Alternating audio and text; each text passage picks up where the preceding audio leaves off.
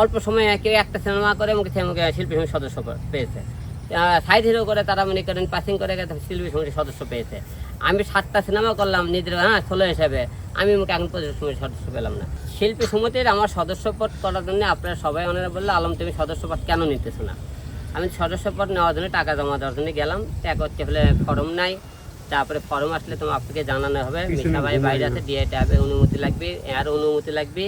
আমি সবার সাথে ফোনে কথা বললাম, ঠিক আছে আমাকে জানাবো নি।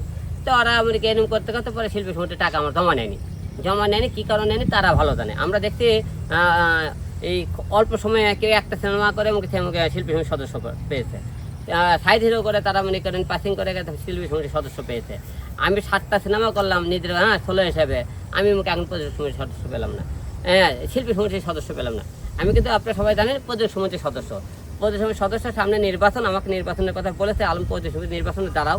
আমি এই মুহূর্তে নির্বাচনে দাঁড়াবো না এখন, ঠিক আছে? আমাকে বলেছেন নির্বাচন করার জন্য, তবে এখনও যেহেতু সে প্রযোজক সমিতির নির্বাচন দেরি আছে, যে নির্বাচন করে আপনাদেরকে জানাবো। তবে আমি প্রযোজক সমিতির সদস্য, আমি যা মনে করি এখন যেহেতু মনে করেন শিল্পী সমিতি আর হলে তো মনে করেন 2টে প্যানেল, একটা আরমান প্যানেল আর একটা হলে যে শিবাসানু, দুই প্যানেল। আমি আশা রাখবো যে সামনে আমাদের শিল্পীরা এমন এক শিল্পী আসুক, যে শিল্পী দিয়ে মনে করেন হলে যে সামনে ভালো কিছু কাজ হবে, যাদের দ্বারা আমরা ভালো কিছু করতে পারবো।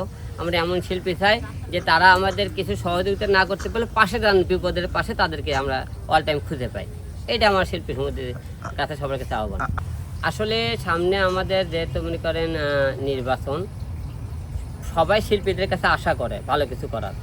যে আমি চাবো যে শিল্পীদের যে চাওয়া পাওয়া, যাতে তাদের কাছে সুখে দুঃখে সব টাইম তাদেরকে পাওয়া যায়, আমরা এটাই অল টাইম চাবো। যে তাদের নিয়ে আমরা কাজ করতে চাই, তাদের পাশে থাকতে চাই, তারা যেন আমাদের পাশে থাকে, এই আমরা চিন্তা নিয়ে সামনে আসতে চাই।